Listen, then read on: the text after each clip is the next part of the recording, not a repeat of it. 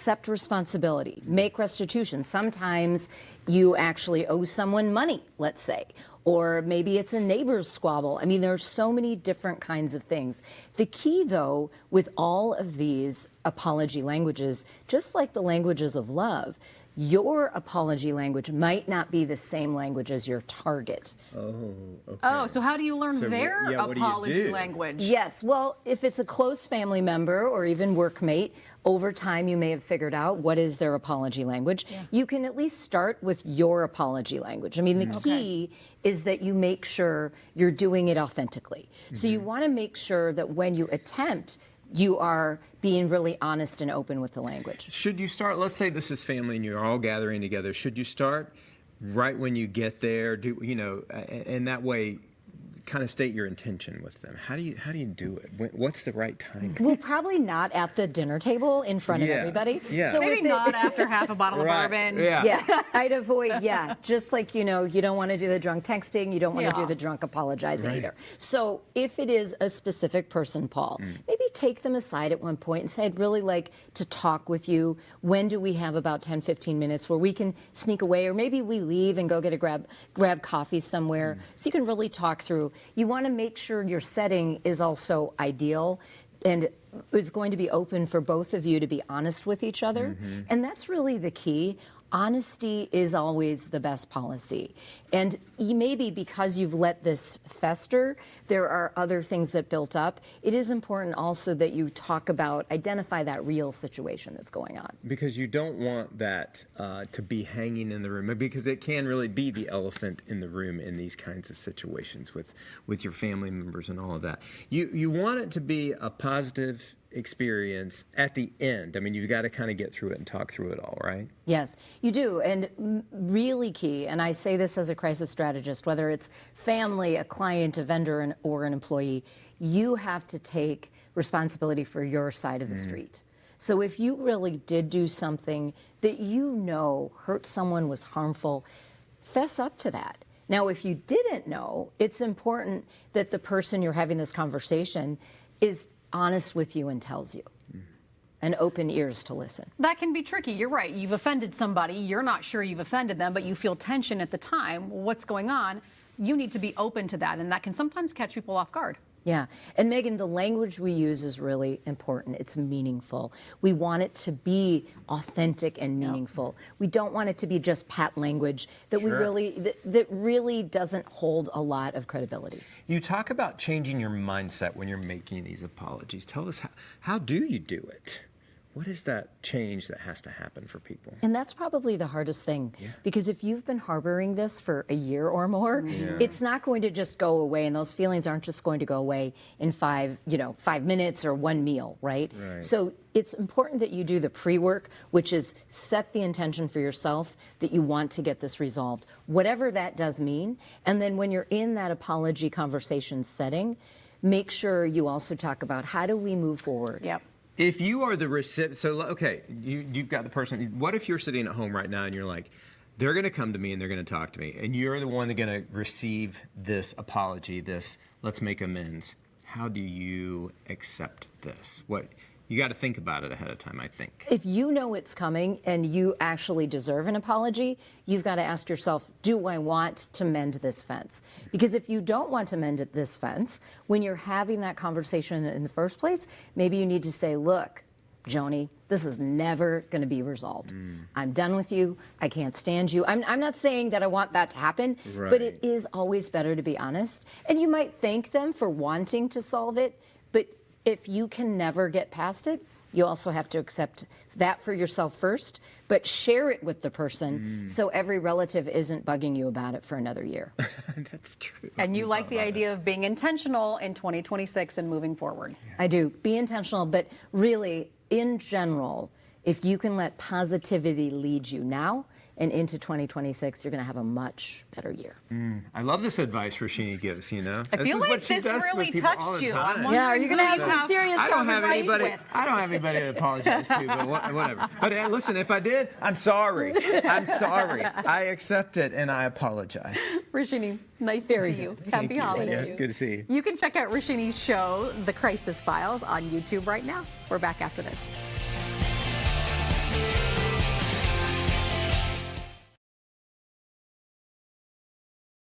Right now, just confirming a shelter-in-place order in a small neighborhood in the city of Now Then. Live look from Chopper 5.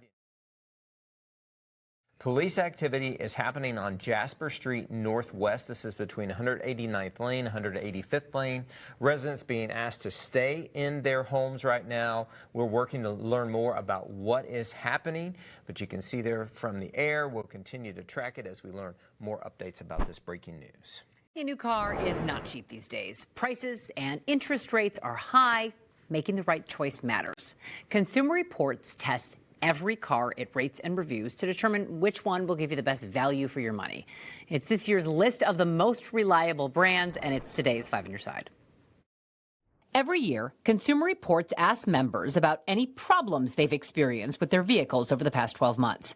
The survey covers areas from minor issues like trim and infotainment systems to serious and costly ones involving the engine, transmission, or electric motors. Problems no one wants to deal with on a new car. The problem is that once the warranty expires, an unreliable new car starts becoming a real headache, and it costs you time and money.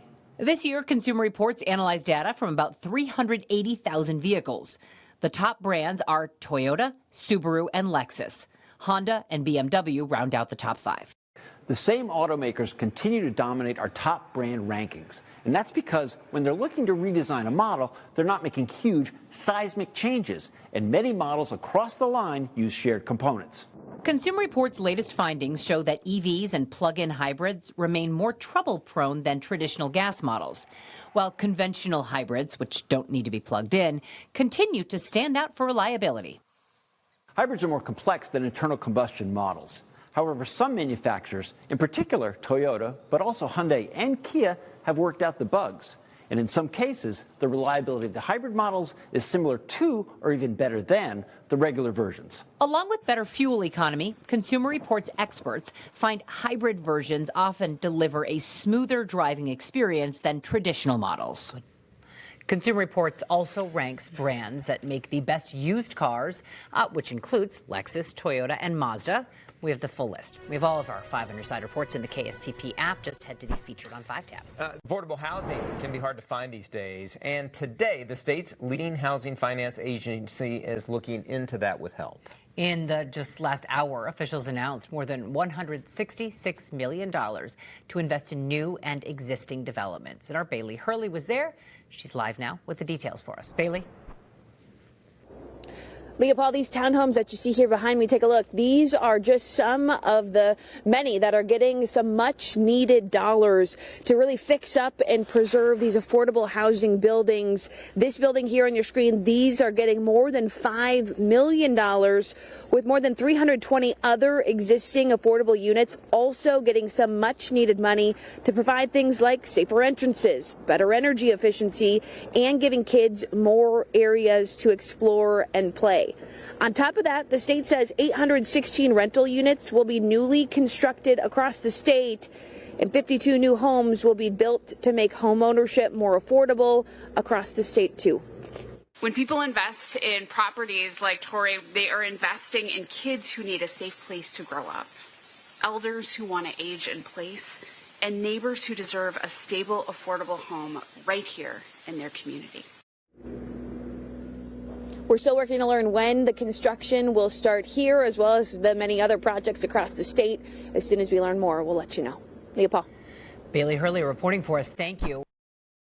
Big box stores, you can buy a pair of shoes just about anywhere. But a local shoe store, headquartered in Maple Grove, has not been pushed out. In fact, their 10 locations are busy every single day of the week. Boy, they are, especially in the evening after work. Those places are packed. Reporter Kelly Hansen tells us why Schuler Shoes continues to stand out.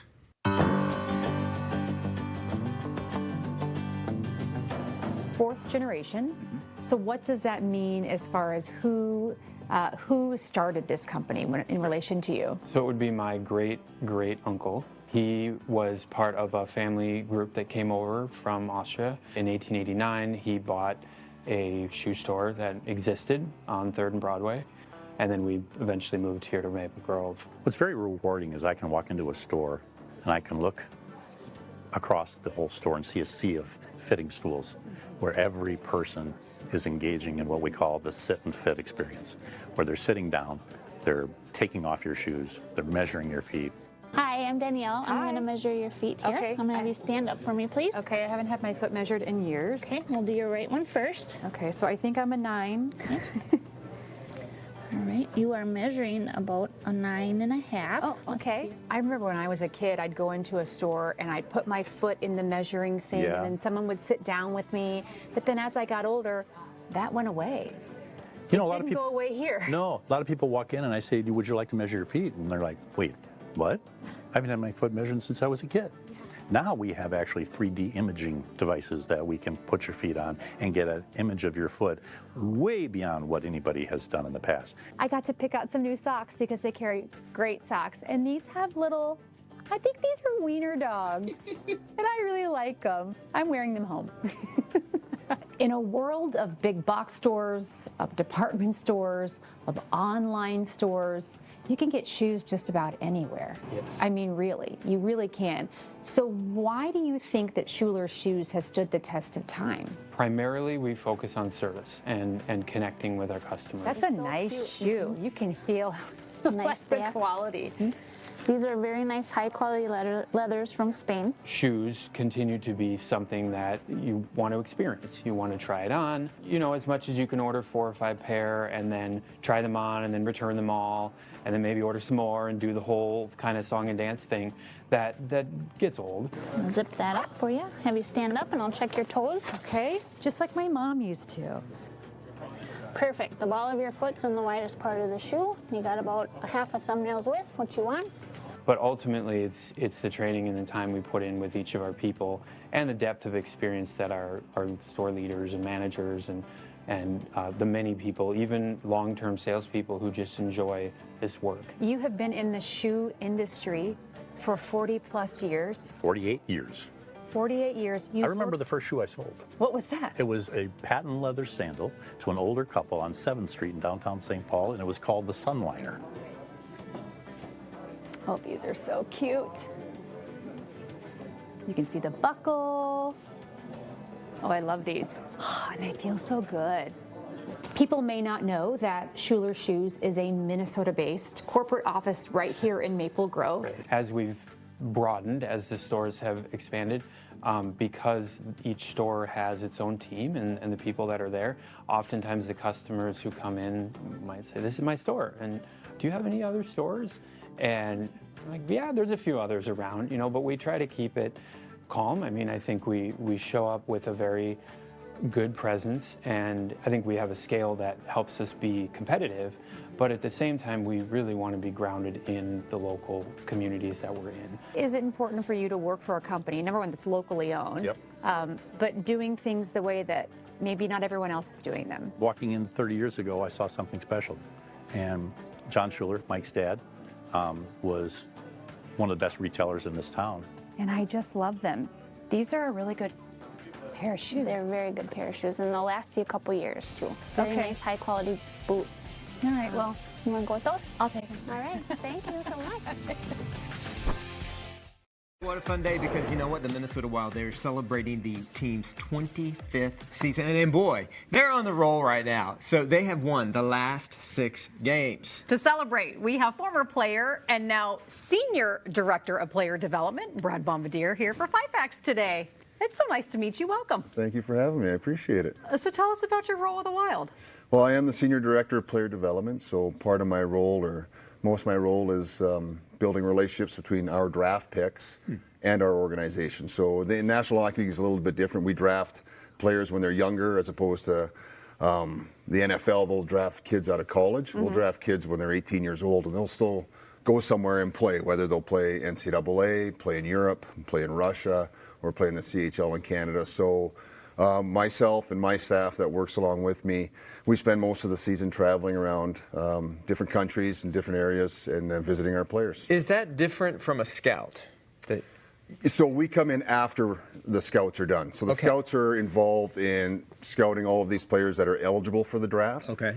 And then once the draft is over and we have our picks, whether it's 5 to 7, 8, 9, 10 players, then my staff comes in and we take over that relationship and build relationships and really just talk to them about off-ice work, on-ice work, and build relationships with their coaching staffs as well. So we're all on the same page, and guys can continue to get better and improve. And you get to meet their families, I would imagine, right? Because a lot of these kids are high schoolers, so you're interacting with the whole family. It's like a package deal. You get them all. Yeah, you do. You get to meet them, which is good because it's important for us to get out there and to see what these young men grew up like, or their families, and really get a good feel for who they are and their values and what makes them tick. And you can learn a lot from parents. No doubt. What age is one of the youngest kids that you guys have had your eyes on when you're thinking through it? Well, it's interesting now. It's changed. Yeah. Usually you hear about players, especially the scouts. Yeah. We know players that are 14 years old, 15 years old already coming Already up. their names are popping up. Their names are already popping up, and certainly the right? scouts are out there working and, trying to become their representation as things move on. But, these young kids are, you can't hide anymore. Scouts are everywhere, in every building and every rink, so yeah. Mm-hmm. All right, so we called you in here today for 5 facts. You've got some really good ones, and I wanted to get to them. The first one I'm dying to know is that you showed up incredibly underdressed for one of the most important days of your life. Tell me this was not your wedding day. No, it was not my wedding. Actually, it was. I didn't know we were getting married. No, it was actually 1990, the NHL draft. Yeah. And it was in Vancouver, and that's where I grew up, out on the West Coast. And we were down there, my sister and my parents, we were all down there and in Vancouver, and we decided to go to the draft just to check it out. Mm-hmm. So we walked in there, and we were way up on I think it would have been the 400 level probably. And during the draft, I ended up sneaking down to where where the real players were hanging out. And the New Jersey Devils, the third round came around, and the New Jersey Devils had their pick, and they took a timeout for a couple minutes, and then I'm sitting there, and all of a sudden it was New Jersey Devils are proud to select Brad Bombardier. You didn't know? No way. No, I had no idea. Are you kidding? No. So I was sitting there. Wait a minute. They know now, right? Players Yes, know. they know now. But back they then, didn't know. I didn't have an agent back then. This was totally different. So I'm literally sitting there. Look at you.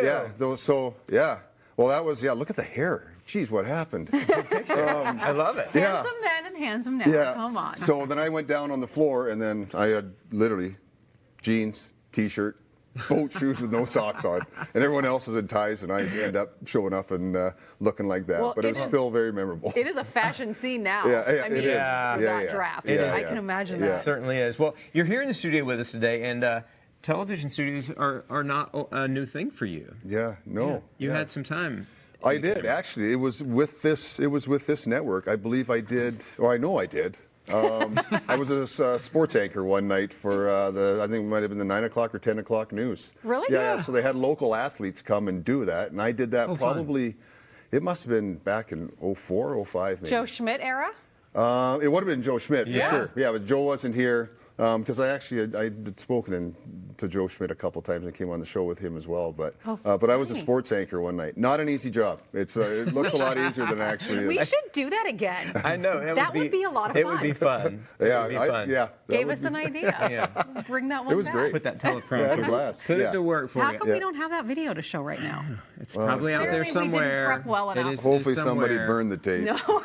I hope. I think it was black and white too back Stop then. it. Oh, It was come on not. now. It You're was not not. that old. Okay, let's talk about your childhood hometown. Sure. So, tell us a little bit about when you arrived, where these roads are leading to. Well, so I grew up just north of Vancouver, British Columbia, out on the West Coast. And so my hometown, Powell River, it is on the mainland, but you can't access my town. So you either have to, if you want to drive there, you actually have to take 2 ferries from Vancouver to get there. So you take a ferry from Vancouver, ferry across the channel for about 45 minutes, drive for about an hour 15, and then get on another ferry and take another hour 15 ferry through the mountains to get to my hometown. Or you can fly there. Now we fly there because when I was growing up, though, there wasn't How did you an play airline. hockey? Like, where were you? What was your Very day like to get to carefully. the hockey rink? Yeah, well, we have a hockey rink in our town. Okay. Yeah. So, but Okay. whenever we traveled or other teams we played, we always had to be on the ferry every weekend or every other weekend to get to where we were going. It's a way of life out there. Yeah, That's it's, for sure. and it's beautiful. It's a beautiful area.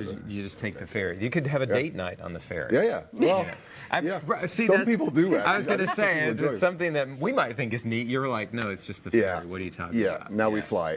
Okay, Smart. so not born and raised in Minnesota, but you definitely had connections here to Minnesota prior to coming to play for the Wild. I did. Yes, I lived. So I met my wife at the University of North Dakota. We both went there. I was playing hockey there and both went to school there in the early 90s. And then when I was still playing in the minors and for the New Jersey Devils, we were coming back here and spending our summers here in Northern